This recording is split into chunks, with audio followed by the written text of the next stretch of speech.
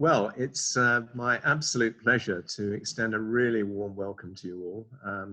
And what a fantastic attendance we have. I mean, Sam will give us probably an update when everyone's sort of tuned in, but it's fantastic to see you all.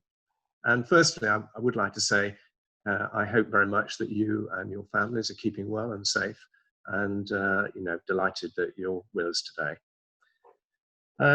So I'm very pleased to launch yet another leaf demonstration farm. In fact, this is going to be our 41st demonstration farm. We successfully launched the Jersey Royal Farm about a couple of weeks ago, and so this will be the 41st. And while this is going to be a virtual launch, there will be an opportunity to visit Nonington Farms near Canterbury in Kent next year, and see James and Emma's farming operation live, and learn probably a lot more about what they've achieved and what they're doing down there. But today, I can assure you, you'll get a great insight into the levels of excellence that we, of course, become to expect of all our leaf demonstration farms network. And as many of you know, these demonstration farms are a network of really forward-thinking farmers. They're passionate about what they do. They put science into practice and understand the importance of a sustainable approach to agriculture. So I'm sure you're going to hear more about this in a minute from Caroline and James and Anna, but a big thank you to them all for allowing us to launch their farm in Kent. I would also like to thank our sponsors for today's event. We have Frontier, Clydesdale, Class, and Crawfords. And I think this sort of range of support demonstrates to us the commitment that the whole industry has to this launch. Well, you know, we were very excited. I'm sure I'm excited to get a glimpse of the farm in a moment. But, you know, because with COVID, we're not able to be there today. We were very keen to get James and Emma on board, and so we can engage with them in some of our activities, whether that's podcasts, whether it's Friday surgeries, or in fact Open Farm Sunday. So the running order for today is Caroline's going to give a very brief overview of leaf to start with, and then it will be over to James and Emma to tell us about their farm and provide us with a flavour of the life at Nonington.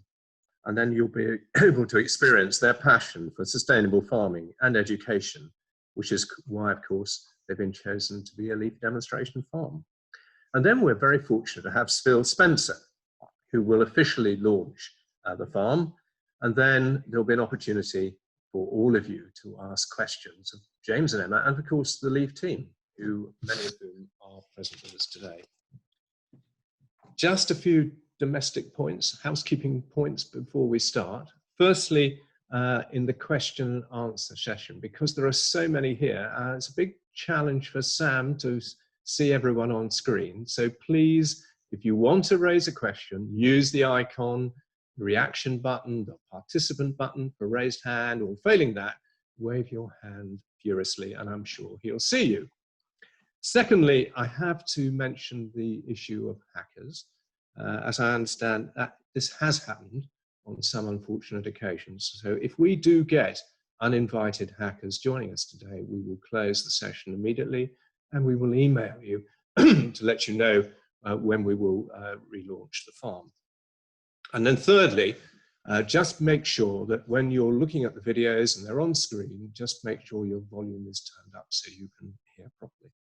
So I think it gives me great pleasure to introduce Caroline Drummond. She doesn't really need any introduction. She is our outstanding CEO who's led Leaf to what it is today, the vibrant, successful organization. So Caroline, can you make a start, please? Thank you very much indeed. And I've got a little PowerPoint that I think Sam's about to share with you as well. Here we go. I am so pleased to be in the Garden of England in Kent virtually today with James and Emma on Nonington Farms. And what a fantastic opportunity to celebrate the skills and capability clearly demonstrated by their strapline of Learn, Grow, Protect. It's lovely having so many people join us today as we celebrate our 41st leaf demonstration farm. And with the agricultural bill going through at the moment, this landmark bill recognises that farming efficiently and improving the landscape can and must go hand in hand. And this is what we'll be seeing today, really demonstrated by integrated farm management, our approach on a whole farm, site-specific integration of the environment, society, and of course, economic viability. We work in three key areas: facilitating sustainable farming, knowledge generation and exchange, developing market opportunities through LeafMark, and educating and engaging the public in sustainable food and farming. Today, we'll be talking principally about the demonstration piece, but I think it's this logical, practical, realistic approach that we have that is so key. We have tools for farmers, which include the Leaf Sustainable Farming Review, guidance libraries, the innovation centres and demonstration farms, and we've just been launched our integrated pest management booklet last week at Vertical Cereals, so that was really good news. But I think in terms of, if you think regen, conservation, agriculture and agroecology all rolls into one, that is what you get with integrated farm management. For our demonstration farms, the peer-to-peer learning is absolutely key. We have can-do farmers, and this is what you will see in both, obviously, James and Emma today. Inspiring, adapting, experimenting, developing new approaches. And that, of course, means not only out on farm with visits, and we're really proud we do some cracking visits, well, the farmers do the cracking visits out on farm, highlighting the importance of the practical application of integrated pest management and integrated farm management. But we also do smaller events, whether it be looking at sharing through ideas or particularly on features such as soil. We know a lot about the physical and chemical properties of soil, but the biological properties is something that we're increasingly looking to drive and improve. But that then takes us, of course, into the importance of the market. If farmers are doing great things, the opportunity for recognising that in the marketplace through LeafMark has been absolutely key. Now, economically viable and in terms of the social impacts is a core part of the outcome-based approach that we're increasingly recognising. And our impacts are far. 43% of UK fruit and veg is now LeafMark certified. And in fact, in some sectors, that's over 90%, lettuces, leeks and asparagus. In addition, we operate in some 27 countries, and that is absolutely key. Where our farmers are delivering good environmental practices, then the imported produce that we have has to be meeting that same requirements and standard. And it has a positive impact for the farmers, demonstrating their sustainability credentials, creating market opportunities, and ensuring that they are saving money and actually improving the environment, of course. And the farmers get value. The nice thing about LeafMark compared to other standards, it is a commercial audit and very, very environmentally focused. Doing LeafMark nudges us in the green direction we need to go. It's provided us with a framework. And of course, farmers are doing all these wonderful things. If we're not sharing that, then actually we're losing that opportunity. So public engagement is very, very important. And 7th of June, although this year not Open Farm Sunday, was Online Farm Sunday. And we were delighted that the reach and outcome that had over 85,000 people went out to virtually visit the FaceTime that we had. And that's, I mean, the reach has just been astronomical. And then another 100,000 people looking at the teasers beforehand. But Open Farm Sunday has been very, very successful. It creates some 250,000 opportunities for people to go out on farm, and it makes a difference, which is really important for us as a farming industry.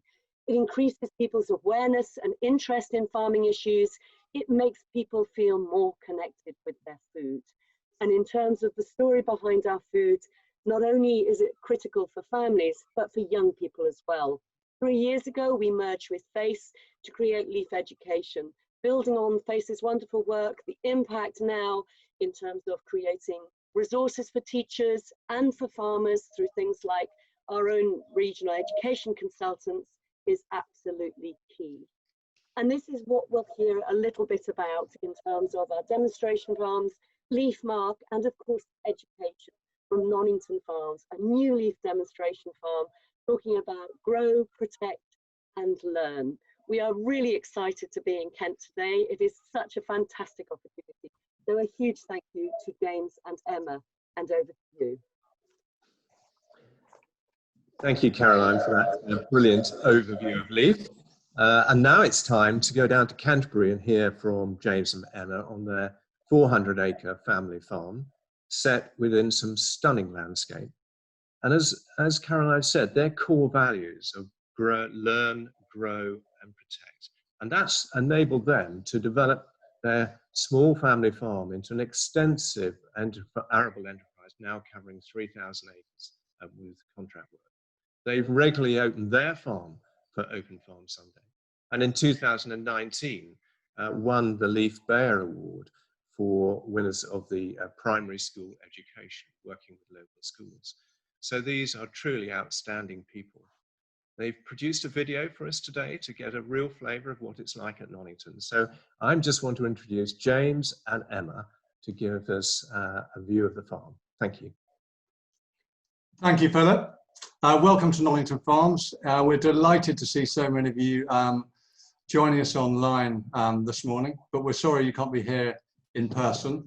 However, the great advantage of being virtual is that we can take you from one end of the farm to the other, and we're going to do this through a film in a moment.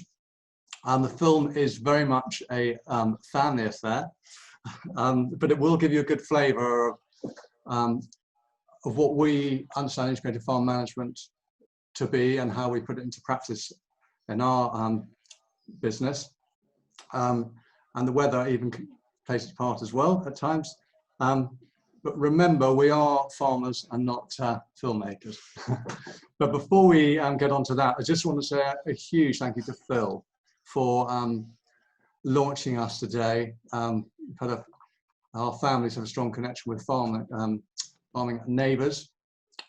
So thank you to him, but also to our sponsors who've supported us over many years, but particularly for the launch today and their commitment to leaf. So thank you to them. And now I'm going to hand over to Sam, who's going to play our film.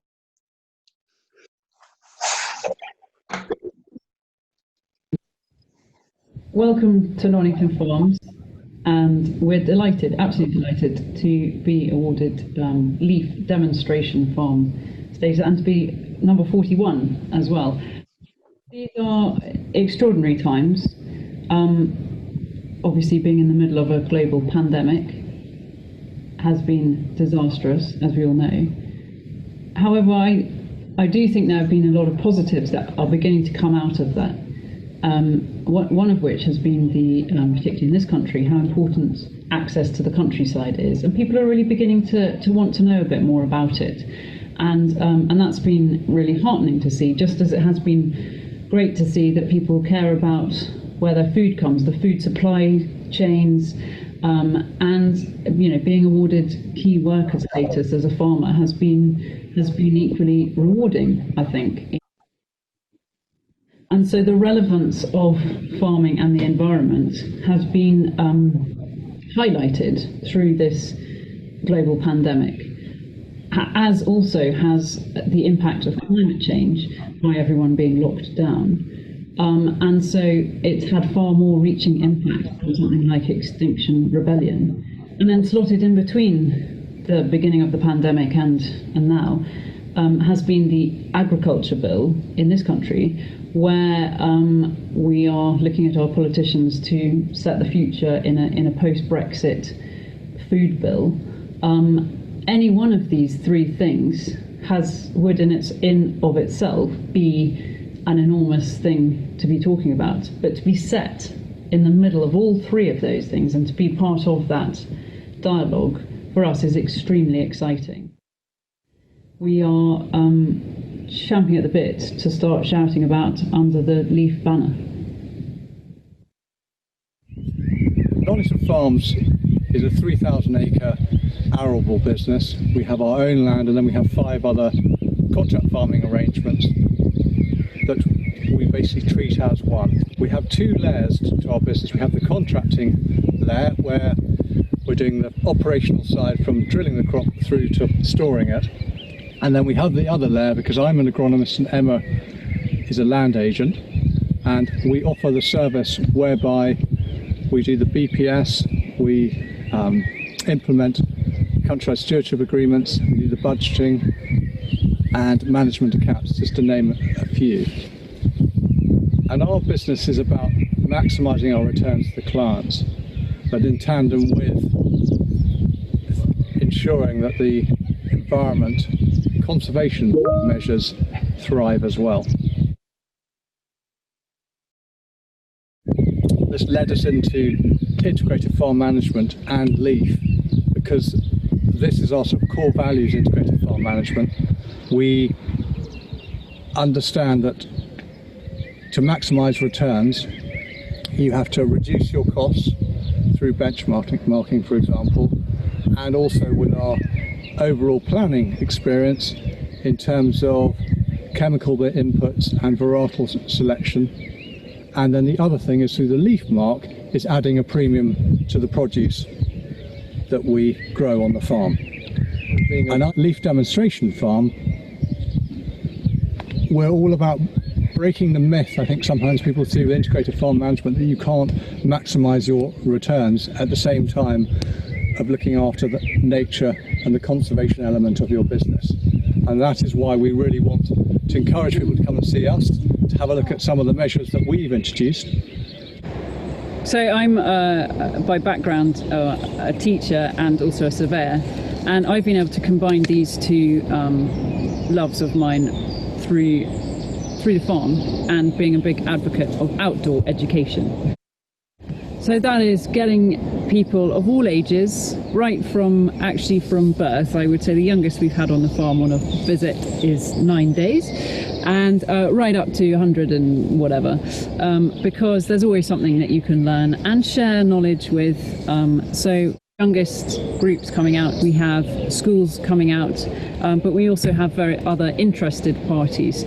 So for example, we did Open Farm Sunday a few years ago, and for various boring reasons we had to postpone it on the actual day, and instead we actually found we had more uptake by being able to offer seasonal visits to the community, not just upon one day of coming out on the farm, but they were actually able to understand everything that we were doing across the year and see how things changed.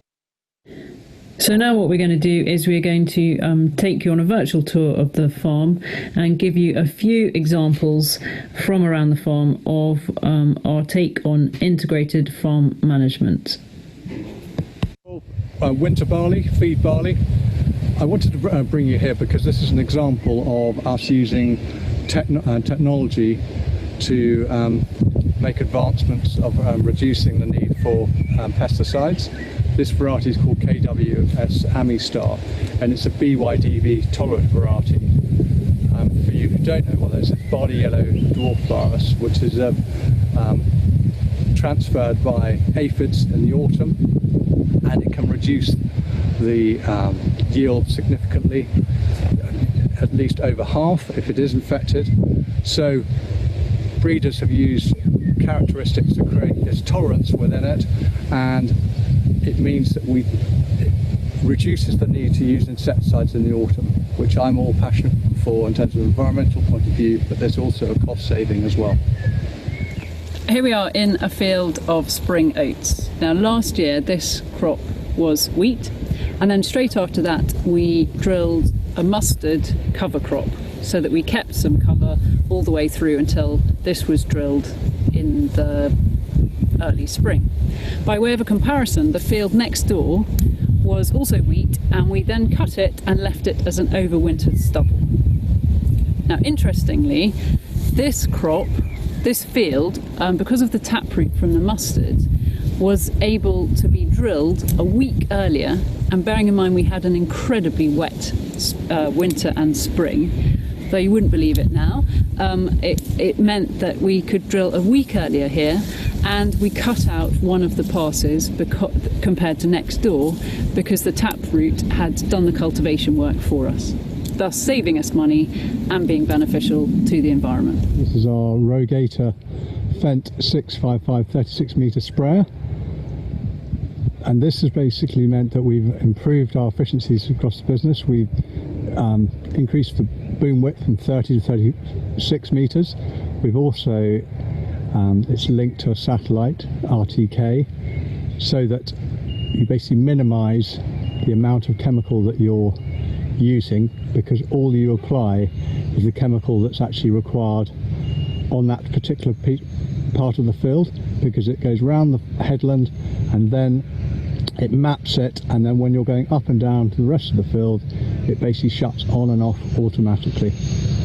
So basically meaning you only put the chemical where it's required, so you're saving money, and environmentally you're not overspraying. Here we are in the depths of the farm. This is the grain tunnel, which is in between our two floor stores.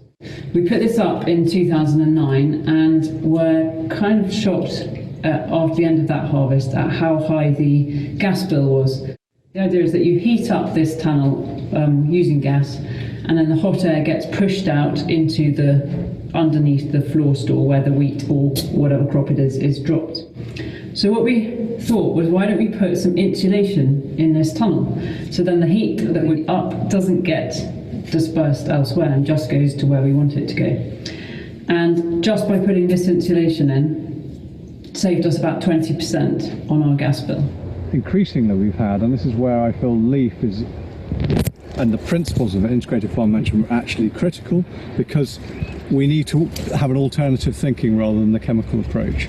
So with this oilseed rape crop, the problem we've had when you plant oilseed rape, there's a pest called flea beetle which attacks the cotyledon leaves, and then after that it then bores into the centre of the plant, so that the plant then collapses and doesn't actually produce any seed.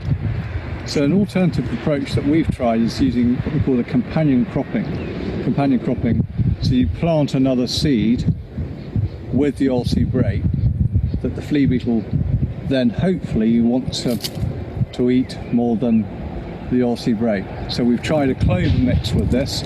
We planted it in the first week of September. The establishment you can see now I'm quite pleased with. So I definitely think companion cropping has had a small part to play in the success of this crop. Here we've got an example of a beetle bank. It's not the best example, I must admit, but we're going to re-improve it, re-drill it next year, and probably put in a more exciting mix. But we're always learning and improving things along as we go along. The idea of a beetle bank, again, is this thing of connectivity and a mosaic of different habitats running through the farm, and it's connecting a hedge behind me and a field, a woodland over there. But the other thing, I mean, I know it's called a beetle bank, but it's also a great habitat for things like lacewings, ladybirds, and of course these are natural predators of aphids, so can help us in that way. And that's a really good example for us of integrated pest management, which we try and do. It avoids spraying the fields, it keeps the beekeepers happy, and it means that we can reduce our costs as well. Our sewage sludge delivered, which is very nutritious, and this is treated sewage, so it's a natural resource that we've got rather than putting artificial compounds on. And this will be spread in about August time, prior to the wheat crop being grown. It's been had a soil analysis, it's all being tested, so we know that we're putting appropriate nutrients to the requirement. So for the last 10 years we've been coppicing about 1 or 2 hectares of woodland each year, and the benefits to the habitat are absolutely immense. Through the current research that we're doing through one of the LEAF projects in terms of carbon footprint, that it's massively impacting on lowering our carbon footprint. Now we're going to talk about another of our really important crops, wildflowers. This is a wildflower meadow. It was formerly an arable field about 15 years ago, and then it was deemed to be unproductive. As you can see, you've got the roundels here So it's very difficult to work with an hour rotation, and the productivity is low as well.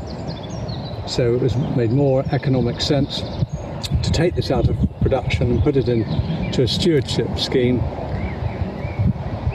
and to provide habitat for insects and for birds. We've got a hedge that we planted about 5 or 6 years ago. Next to it is a grass margin, and then we've got this wild bird cover, which has recently been drilled, and it's nice to see that it's coming up now. In the wild bird cover, we've got at least 5 different types of seed, so that a variety of different birds can benefit, not just big seeds, but also little tiny ones as well. And then you've got the rest of the field. We put this in at the beginning of our HLS agreement, which was in 2010. And actually it's been hugely beneficial to the farm as a whole, because this wild bird cover creates a corridor of habitat and cover during the hungry gap in the winter, from the top of the field where there are grass margins and other plots, right down to the bottom where there's woodland and other things in the adjacent field.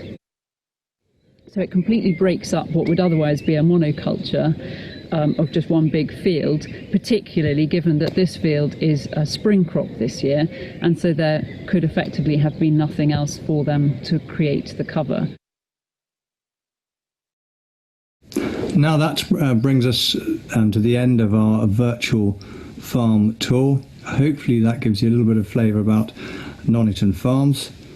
And now I'm going to hand you back to Philip. Well, what a stunning farm you have. Well done. And what a fantastic achievement in creating that video for us. I think it's just fantastic. Thank you both so much. And everyone's going to have the opportunity to ask questions of James and Emma shortly. But now we move to the official launch. Now, many of you will know and heard of Phil Spencer from his Channel 4 program, Location, Location, Location. And his family farm is also in East Kent, close to James and Emma, and their family friends. So what better person to officially launch our 41st demonstration farm? Now, with the easing of lockdown, Phil is actually on location. So he has sent us a video clip as well to mark the official launch. Sam, can you roll the video? I'm delighted to be helping to launch this wonderful farm as a leaf demonstration farm. I've known the family and indeed the farm for many, many years. So it's great to see that there is such recognition being given to the values and also to the enthusiasm that James and Emma share to do with both sustainable food and farming, as well as engaging the local communities. All of those are massively, massively important just at the moment. As you will have seen from the video, this is it's a truly beautiful place where productive farming and the environment very much go hand in hand. So yes, I am pleased and indeed proud to announce Nonington Farms Ltd as a leaf demonstration farm, and I very much look forward to all of you joining us next year in Kent in person. Congratulations, best wishes to all.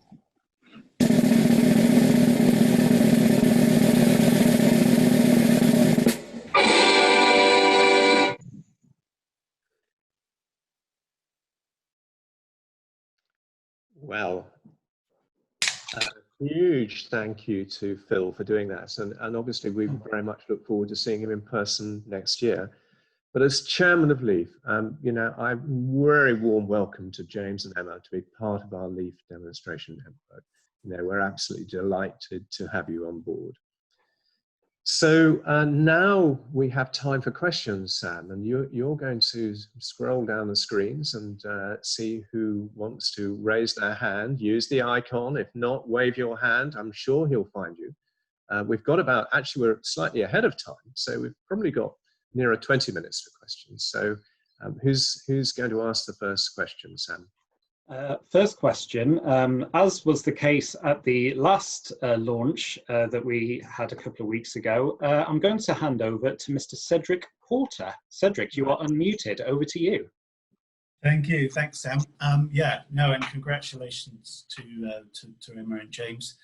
My question, but a bit of a personal one to start with. It's great for me because Nonington Farms is where my parents met when my father was working on the farm more than 60 years ago at Den Hill Farm, and fell in love with a local farmer's daughter, and so if it wasn't for Nonington Farms, I wouldn't be here. So many thanks for that. But my question, on a much more mundane question, is with the new agricultural supports coming up, what are you doing preparing to make the most of that, to make sure the farm's in a good position for that? So thank you for your question. What we're doing for that is, at the moment, we're going through our yield maps, and we've identified the lower yielding areas of the farm, and we've entered into a new stewardship agreement. So we've taken out the areas that are below 10 potential, and we're up to now about 15% of our arable land will be actually in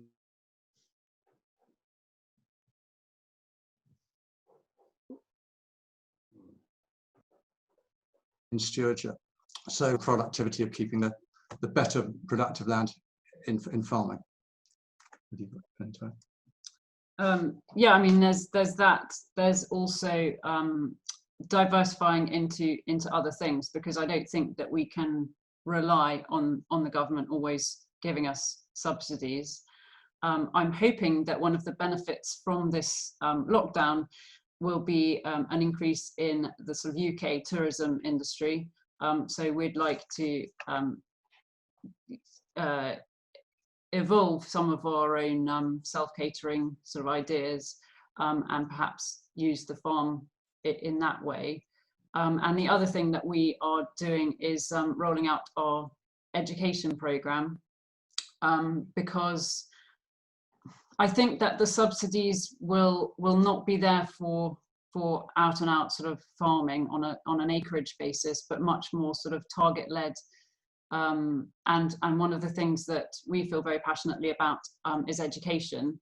And so we're hoping to roll out further our programs on education, in the hope that the government subsidies will continue it down that route as well.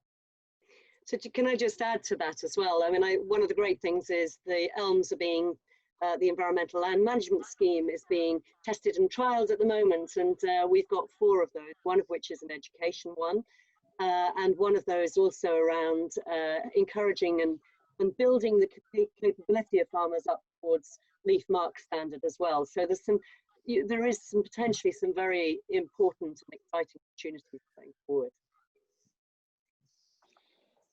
Thank you. Okay. Who's next, Sam? We'll move on to Chris Newnham. And if I can just unmute you, if that will work.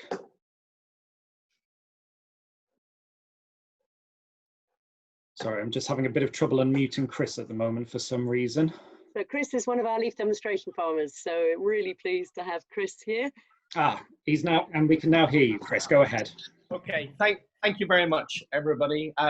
Thank you very much, and good morning, everybody, rather. James and Emma, really well done. Congratulations. Welcome to the Leaf Demonstration Network. Great to have you on board, and really loved Virtual Tour of the Farm. One of the things that you touched on in your presentation, which I singularly do not understand currently, and I'd be grateful if you could elaborate on, was coppicing and the benefits from a carbon footprinting point of view. I'd like to understand that in a bit more detail, and if you could elaborate, I would be grateful. Yeah, sure, Chris. So under our higher level stewardship scheme, which we started in 2010, we put all of our woodland into that scheme, and part of that was to do some coppicing. So coppicing is cutting down, well, actually, I mean, historically, coppicing was done by big animals. So think of an elephant traipsing through a wood, it would automatically destroy an awful lot of the vegetation. And trees such as hazel, chestnuts, that sort of thing, they work best when they are, if you like, browsed by big animals. Now, we don't have elephants in this country anymore. We don't really have very many. In fact, we don't even have many deer in our part of Kent. So the biggest animals that we get are pretty tiny. And so we have to sort of man-make our own animals, i.e. a chainsaw. And the idea is that you chop down things like hazel and leave oaks and any of the bigger trees. If you cut down the hazel, you then are able to allow natural regeneration to bring up more and more stools of hazel, say, and the amount of habitat creation that brings in less than a year even is absolutely huge. And of course the hazel is then grows again and is able to be cut down again in about, I would say, 4 to 5 years. So you're increasing massively the habitat creation by doing what is essentially a natural process, but also you're creating wood for fires and households, that sort of side of things.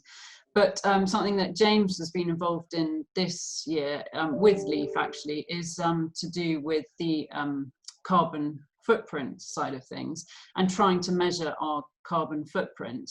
And essentially what it boils down to is that the more carbon dioxide that can be absorbed by trees primarily and green matter, the more you reduce your carbon footprint.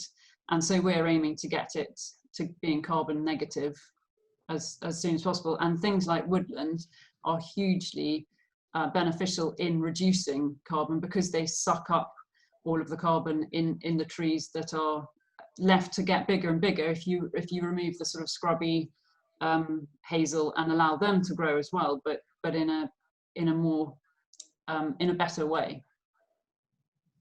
So. Very good. Thanks, Emma. Okay, Sam, I'm next going to hand... Sam, could you just quickly go back to Chris, because I think he had a follow-up, because obviously he's growing lots of trees. If you unmute him quickly, sorry. Yep, just trying now. Yep, there we go.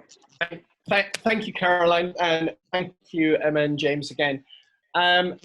So just so that I'm understanding this correctly, you seem to be suggesting that the merits of having young, vigorous growth coming through are more virtuous, I suppose, for want of a better word, than having an established tree in place. So you are absorbing more carbon as a result of ensuring that new growth is regenerating all the time. Is that correct? Sort of, but you're letting the older, bigger, mature trees develop as well. So you're creating more space for them periodically by clearing everything else around it. And then, so you've got the big trees getting access to the canopy and they're growing as a result of that. But then you've got the smaller trees on the ground layer and then sort of up to about 10 foot, I suppose. And that otherwise, if it was all big trees, would just be sort of leaf matter. But actually, we're able to encourage that element of it as well, so that the canopy can get going with the big oaks and that sort of thing, but the smaller ones can also get going down below. Okay, I'm going to hand over next to Julian Little. Julian, you are unmuted. Away you go. Well, good morning, everybody. It's great to see you again, James and Emma. And when we've had discussions before around the LEAF Education Awards, one of the things that just amazes me about you guys is how you manage to combine productive farming, unbelievable management of hedgerows and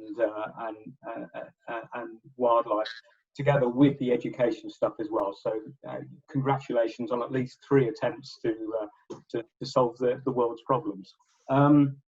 Just one question about Chris's question. I think one of the other advantages of the coppicing is that you actually end up with trees of very, very different ages and different heights, which also encourages different birds to come in at different times. So you get a much richer variety of birds in your woodland as a result. But my question was more about, I was interested in your movement of at least one of your fields from arable into meadow. And I've seen quite a lot of examples of where people take grassland and move it into meadow, so doing it that way. But did I understand that right? You were taking actual proper arable land and moving it into meadow. How on earth did you reduce the nutritional content of your soil enough to get it to grow so beautifully? Thank you for your question, Julian. We've actually done an arable version across many fields across the farm. Firstly, the main reason for doing it was to improve the environmental habitat that we've got, but secondly, from a productive farming point of view, as machinery has progressively got bigger, the economics of smaller fields with roundels, in particular, wasn't economic to continue farming it. But also, when you've got the roundels, you can, by putting the meadow in, you've got the connectivity between the trees and the hedgerows, which is a good thing. And in terms of your fertility question, I think with arable version, you've got to give it, I would say, at least 10 years for the field to sort of settle down, so to speak. I mean, it's what we've done. We've grazed the field after, it was the 15th of July, and you're able to take a hay crop as well. I mean, that's what they ultimately encourage you, is to take away the green matter, so then you reduce the fertility of the field. The other thing I would add to that, Julian, is that it's on chalk, particularly. So we are, they're not great soils, those fields, and weeds are good for the environment and so on. And we were delighted a week or so ago that, not in the picture that you saw, but fairly close by, there are now turtle doves on one of those. Well, actually, we can hear lots of them, and so that's it's brilliant, and it's really encouraging to see that over, because initially when you're getting good yields and returns for your clients, above 10 ton, and then you say, well, we're going to take some fields out of production, you can see them thinking you're completely barking. But when you then do it, properly managed, and you then get the returns, like getting turtle doves, there's a lot of yellow rattle in those sort of, all these kind of beneficial species which are rich and rare, but weren't once upon a time. It has far better rewards than anything else would, and of course it makes the rest of the farm much more productive. So you're much more targeting what you want to, and increasing the habitat and the environment as well. Excellent. We're going to move on now. We're going to move on to Marianne Curtis now. Marianne, over to you. Yes, hi. I just wanted to ask about the companion cropping with the oilseed rape. I missed what companion crop you were using, and I was also interested to know whether that had worked in terms of output of oilseed rape and control of the beetle. Right, companion cropping is something we've tried for the first time last autumn, so it's very much a new thing for us. So we used clover as our companion crop, and I think it's early days to measure the success of it. I think it has had a small benefit. Like all these things, I think even if you're getting a 1 or 2% benefit from companion cropping, if you add that to all the other things that you're doing in terms of you're looking after your soils, getting a vigorous variety, it's a conjunction of using sort of 5 or 6 things rather than just solely one solution. And I think the clover has been of benefit, but we are going to re-evaluate it and actually try things like mustard, which in trials I think has come out quite well. So it's the start of a small journey, small step on a long journey, I suppose. And obviously we won't know the rape yields yet until about a month's time when we start cutting, but we'll keep you posted. Okay. Sam, can I just use the chair's prerogative and just ask Emma a quick question about, you've had so many children around the farm, primary school children. I'm really interested whether you have any insight as to what the take-home messages they've taken back to their friends and family about their experience with you at Nonington. Yeah, that's a really interesting question. I think that initially when they get off the bus, they look around and they say, are we going to see lots of animals? And the answer is no. And you can see them immediately thinking, well, then where are we? What's this farm? You know, and also, sadly, I think they look at me and they think, who are you? You can't be a farmer because I'm not male. So that's the subliminal messages, I suppose. But then they get on a tractor, or they climb all over it and get on a tractor and trailer ride, and off we go. I think they're absolutely amazed at the scale of the thing when they see the wheat in the barn, or they see the size of a field or the size of a machine. But one thing that I want to develop further, actually, because it's all very well coming out for one day, you have a nice walk around the farm and you have your picnic out in the field, and they can't get over the space as well. But the thing that I want to develop is a deeper understanding. So from January, I'm rolling out with a few local schools, primary schools initially, a 6-week program, so that they'll come every Monday, say, and they'll actually learn a bit more about food and farming, not just this is a farm, isn't it pretty, and this is the sort of things that we're doing for the environment. But I actually want them to take home some deeper messages about cooking, about making your own food from raw ingredients. And we're literally going to go and get some wheat and grind it up there and then, and mill it and turn it into bread and cook it and eat it. And that's much more possible when you've got a bit of time. And I think that, so I would like to think that the take-home message is that farming is a good thing and that it's productive. But sadly, I think an awful lot of the time it's the teachers that I'm educating more than the pupils.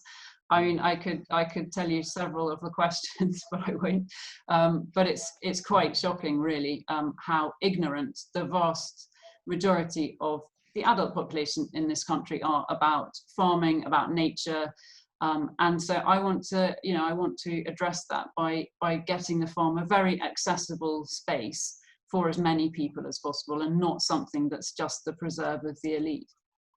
Can I just add to that? It's lovely to see Donna Ashley around the table. Hi, Donna.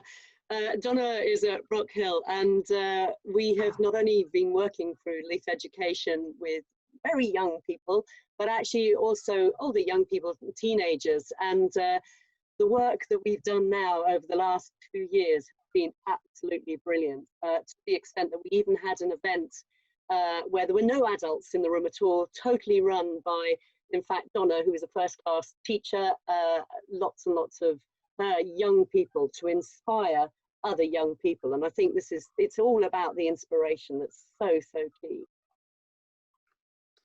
Thank you. I think, Sam, have we got time for one more quick question, or am I running out of time? I think we've got time for one more. I'm going to hand over to Andy Guy. Andy, you are unmuted. Thank you, Sam. Congratulations, James and Emma, on today. I think, under the circumstances, it's been a triumph anyway. My question relates to benchmarking. James, you mentioned in the presentation that you're benchmarking your business, and lots of well-managed farms do that. But generally speaking, they're doing that on very much a financial level. They're measuring crop yields and income per hectare and cost per hectare and that kind of stuff. I'm interested in what else you're measuring, and whether you're able to benchmark other things like bird numbers, biodiversity, insects. I don't know, what kind of stuff do you measure already, and are there some things on your list of things that you'll measure when you get around to help you manage your business? Well, good question, Andy. When we started our HLS agreement in 2010, we were one of the farms selected for Natural England to do a bird survey. And they do a survey at the beginning, middle, and then at the end. And what we found over that period is that we now have 13 out of the 16 red listed bird species within our area. So that to us has been real positive to us. I mean, moving forward, we want to get other people to monitor things like our butterfly population. So we're doing a bit at the moment in terms of monitoring our birds, but we'd like to do a lot more moving forward, and hopefully being a leaf demonstration farm, that will give us a platform to do that. And I think, Andy, just to add to that, the Leaf Sustainable Farming Review has been really helpful, and then progressing into Leaf Mark in actually helping support farmers to start collecting data and monitor. And we've got some, the Global Impacts Report clearly demonstrates the success of those farmers that are Leaf Mark certified. Good. I think, Sam, we probably need to draw everything to a close now and keep to time. So it's my pleasure to bring today's highly successful event to a close. I was incredibly nervous about the whole IT around today's event and the videos, but Sam, thank you so much for your work. You've done it brilliantly to make it so seamlessly happen. And as chairman of LEAF, I think it's great to see Nonington as part of our LEAF demonstration farm network. So huge thank you to James and Emma for all you've done today. I would just ask for everyone, just please keep in touch with LEAF. There's an awful lot of things that are going on. We have podcasts, we have Friday surgeries. And if you haven't looked yet at the Open Farm Sunday videos, do look at our website, do look at them. They're fascinating. They're really excellent. So please take the time to do that. A final thank you again for our sponsors, Frontier, Clydesdale, Class and Crawford's. We really appreciate all your support to help us with today. And finally, a thank you to you all. I think at peak, I looked on the screen and I think there are 82 people. That's fantastic. Thank you all so much for your support today. I hope you enjoy the rest of the day. And again, thank you and goodbye from everyone at LEAF. Thank you. Thank you. Cheers. Cheers.